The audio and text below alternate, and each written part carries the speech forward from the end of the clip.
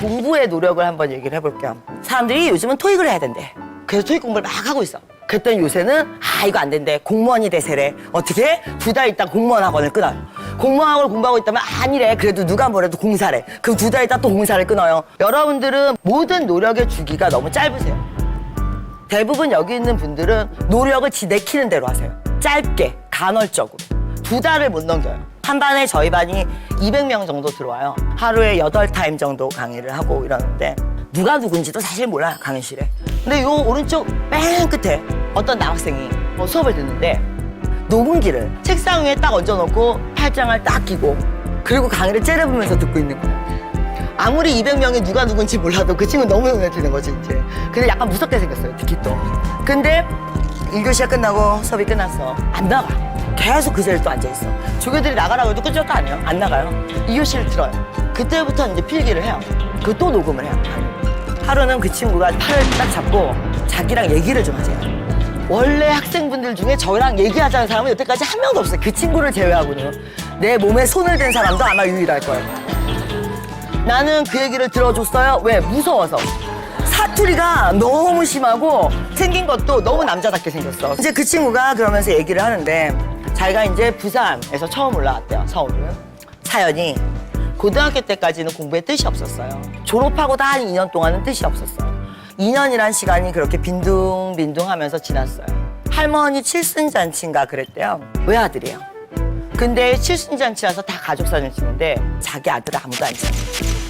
너무 서러우신 거예요. 어머님이 술을 드시면서 우리 아들이 왜 이런 대접을 받느냐. 그러면 서럽게 우셨어. 그래가지고 내가 공부를 한 걸 해야겠다.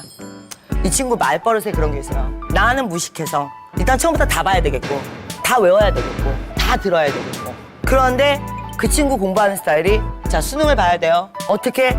공부 한 번도 해본 적이 없는데 태어나서 지금까지. 그러니까 문제집이나 이런 걸 딱 사다 놓고 처음까지 정독을 하고 책을 통째로 외우고 아예 그냥 잡아먹을 듯이 덮이는 거죠. 이해라기보다는 아예 책을 그대로 그냥 소화시켜버리는 거예요. 이제 수능을 봤는데 이 친구가 15등급이었어요. 워낙 점수가 좋았기 때문에 이 친구가 스스로한테도 감동을 받은 거야. 나도 공부하면 되는구나. 그래서 그 뒤로부터 발동이 걸린 거예요. 그래가지고 전 과목을 A프를 받고 조기 졸업을 하면서 수석 졸업을 했어요. 왜 근데 올라왔느냐? 2년 동안 영어 공부를 했는데 토익 점수가 안 나오는 거예요. 저를 몇 번을 봤는데도 영어 점수가 안 나와요. 인터넷에 보니까 서울에 가면 누구 강의를 들으면 점수가 올라요. 이런 걸 보고 서울로 그냥 무조건 상경을 한 거예요. 왜? 자기 6개월이 남았으니까 조기 졸업을 해서. 자, 첫 강의를 들은 거예요. 그게 제 강의였어요. 그 첫날이에요. 이 모든 얘기가. 그러면서 저한테 잘 부탁한다고 그러고 가버렸어요. 첫 새벽 강의에 와서 앉아요. 다른 친구들은 강의 들을 때 어떠냐? 자기가 아는 얘기가 너무 삐딱해요. 안다 이거지. 그리고 자기 혼자 스스로 막 판단을 하면서 들어요. 노력도 자기가 판단해서 이 정도가 적당하다는 선에 노력을 해요. 이 친구는 안 그래요. 1교시에 무조건 구경을 해요. 왜? 자기는 일단 들어야 되겠대요. 뭐가 뭔지 모르기 때문에. 녹음을 해요. 2교시가 되면 그때부터 필기를 해요. 또 녹음을 해요. 그러고 나면 고시원으로 사라져요. 그 1시간짜리 강의를 2번을 또 들어요. 왜? 노트 필기를 하는데 틀린 게 있으면 안 되니까. 미친 짓이죠. 여러분들 생각하기에. 그 미친 노력이 여러분들한테 없으세요. 그 친구가 그렇게 3시간 노트 필기를 하고 그 다음에 점심을 먹고 스터디를 가고 그리고 나서 저녁에 다시 나타나요. 그럼 나는 그때부터 좀 기분이 안 좋아요. 왜? 요 끝에 앉아요. 앉아서 녹음기를 또 꺼내요. 그리고 나서 강의를 들으면서 뭔가 불만인 표정으로 계속 날 쳐다보거나 아니면 대사를 같이 쳐요. 왜? 외웠지? 5번째 들으니까. 불만이 많은 표정을 졌냐? 강의가 끝나면 그 친구가 꼭 나를 딱 막아서요. 그래서 아침에 설명한 것과 저녁에 설명한 게 다른 거를 찾아서 구석구석 밤 10시가 넘었는데 집에 못 가게 2달하고 보름이 지났어요. 성적표를 갖고 왔어요. 900이 훨씬 넘는 점수를 갖고 왔어요. 그러더니 연구실에 아르바이트를 하겠대요. 왜? 3개월이 남았대요. 네 3개월 남은 거 하고 우리 연구실 아르바이트하고 무슨 상관이야. 자, 그런데 이 친구가 그 다음날부터 연구실 진짜 나오는 거야. 나와가지고 남은 컴퓨터에 앉아서 혼자 막 답글을 달고 앉아있는 거야. 어떻게 월급 줘야지. 그래가지고 3개월을 연구실에 있었어요. 그래서 연구실 활동을 마치고 취업증명서를 떼어달래요. 3개월 동안 일을 했다고 떼어줬어요. 취업증명서. 왜? 취업할 때 다 써먹어야 된다고. 그러니까 자기가 뭘 하든 굉장히 적극적으로 만들어가면서. 그러더니 내려갔어요. 졸업식이라고. 근데 며칠 있다 전화가 왔어요. 왜? 대한민국 사나이가 시작을 했으면 끝을 봐야 된대요. 자기 토익책을 쓰겠대요. 네가 영문학과냐? 만점이냐? 외국 갔다 온 적 있냐? 없대요. 하지만 자기는 자기의 눈높이에 있는 친구들을 위해서 이 책을 쓸 수 있대요. 그 뒤로 6개월 후에 진짜 책이 나왔어요. 그 책이 2003년도 토익 베스트셀러 탑10에 들어가는 책이에요. 지금도 토익계에선 그 친구 이름을 다 알아요. 강사가 아닌데도. 그 친구 그래서 어딜 갔느냐? 공사에 갔어요. 공사. 사람들은 이렇게 생각해요. 이게 지금 있을 수 있는 일이냐? 누가 토익을 2달 만에 900이 넘느냐? 아니면 누가 그렇게 미친 듯이 공부를 할 수 있느냐? 해보세요. 제가 오늘 사실은 아군이 좀 필요해서 오늘 여기로 오기 위해서 부산에서 오늘 아침에 올라오셨어요. 부산에서 올라온 이 공사의 정우성 과장입니다. 우리 20대 하고 싶은 말 있을 것 같아요. 가장 선택과 시도를 많이 해야 되는 시기인데 실패했을 때의 어떤 그 두려움 때문에 그 선택과 시도 자체를 갖다 잘 못하시는 경우가 상당히 많은 것 같아요. 진짜 노력했다면 누구도 그걸 갖다 질타할 자격도 없고 질타할 수도 없습니다. 정말 열심히 하시길 바랍니다. 어떤 의사분이 저한테 얘기해 주신 거예요. 의사분들이 이제 환자가 오면 뭐라고 부르느냐?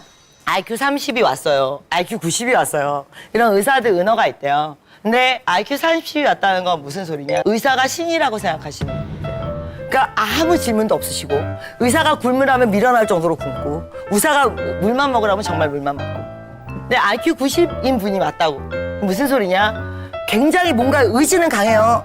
뭔가를 물어보고 싶어요. 자고 나면 똑같은 걸 물어보고 어제 뭘 물었는지 까먹고 오늘 또 물어보고 IQ 120인 분.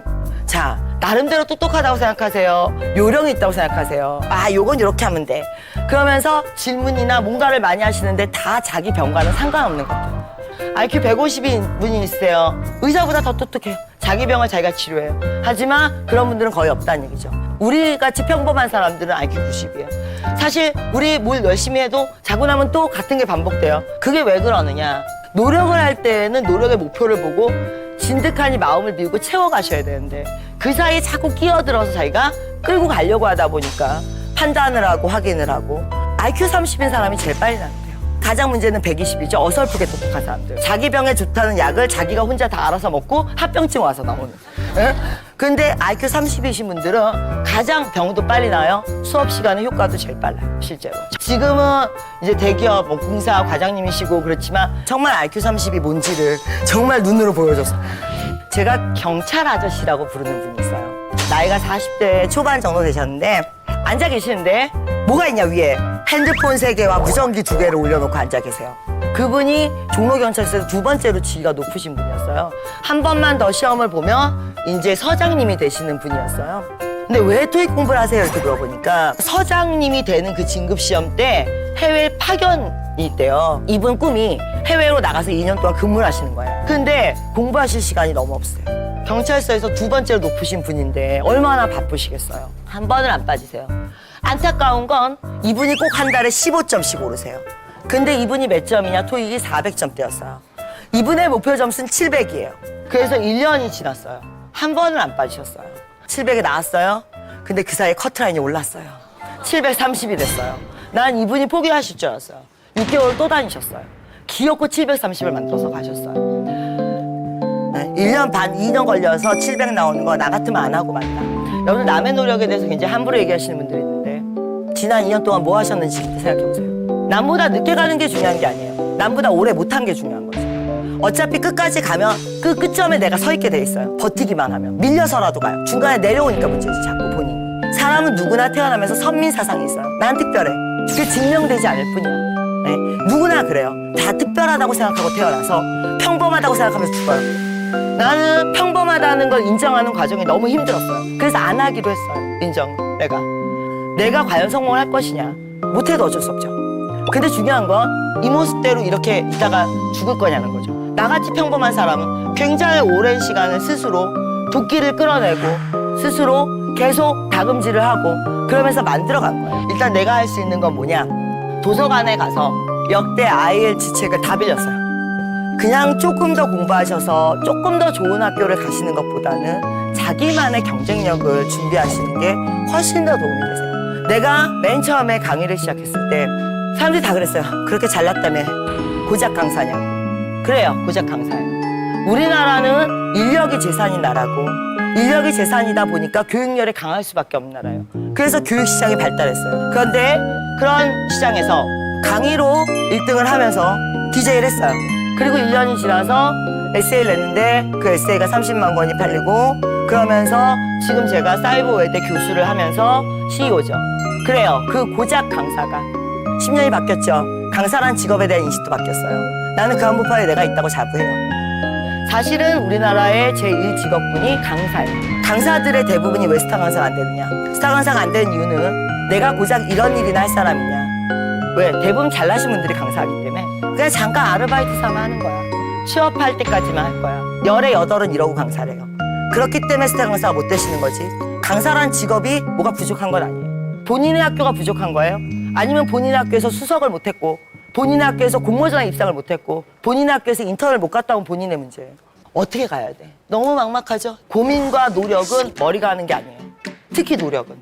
노력은 몸이 하는 거예요. 근데 여러분들은 모든 고민의 답과 노력의 답을 인터넷이나 남의 누구인가의 얘기를 들어서 듣고 싶어 하세요. 지금 운이 70%라는 얘기를 했어요. 그렇죠? 근데 그 운은 어디 있을까요? 그 운이 어디 있는지 모르겠는데 한 가지 확실한 건 여러분들 방 안에는 없어요. 여러분들 인터넷에도 없어요. 여러분들이 그곳으로 움직이셔야 돼요. 객관성이 있고 너무 이렇게 떠돌아다니는 이랬다더라 저랬다더라 이런 정보 말고 여러분들은 계속 지식인에 물어보죠. 뭘 해야 돼요 이러면서. 그러면 취업에 떨어진 사람이 대답해 주죠. 이거 한대요 남들은. 네?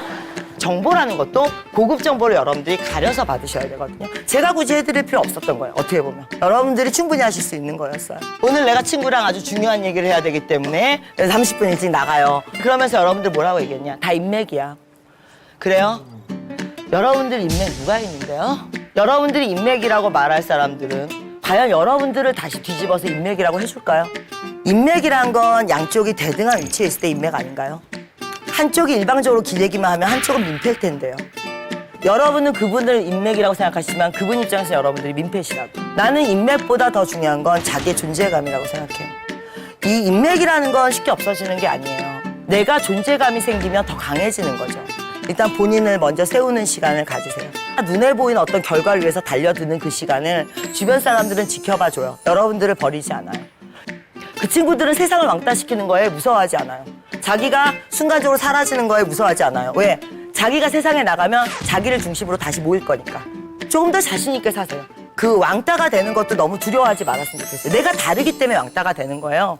그러면 그걸 굳이 맞춰서 평범해지실 필요는 없어요. 내가 쟤네들이 하는 얘기가 마음에 안 들어. 쟤네들이 하는 얘기에 관심이 없어. 듣지 마세요. 내가 공부할 때 한 가지 철칙이 있었는데 고민이란 건 일주일 이상 해서 결론이 안 나는 건 고민하지 않는다가 내렸어요. 왜? 그 고민은 근본적으로 내 무능력에서 나온 거기 때문에. 그러니까 내가 능력을 갖고 다시 하지 않는 한 그 고민은 반복되는 거예요. 감정, 고민, 머리 이게 통제가 돼야 돼요. 그렇지 않고 그게 막 떠다니기 시작하면 노력도 힘들고 올인하시기도 힘들고 스스로 컨트롤하기가 굉장히 힘드세요. 그렇기 때문에 감정이나 이 고민이나 이런 거를 관리를 좀 잘 하시고요. 그 시기를 넘으시면 자기의 그 역사가 그대로 길을 뚫어주는 거예요. 고민이라는 건 내가 능력이 생기면 그때 다시 한번 해보셨으면 좋겠어요. 고민을 즐기지 마시고요.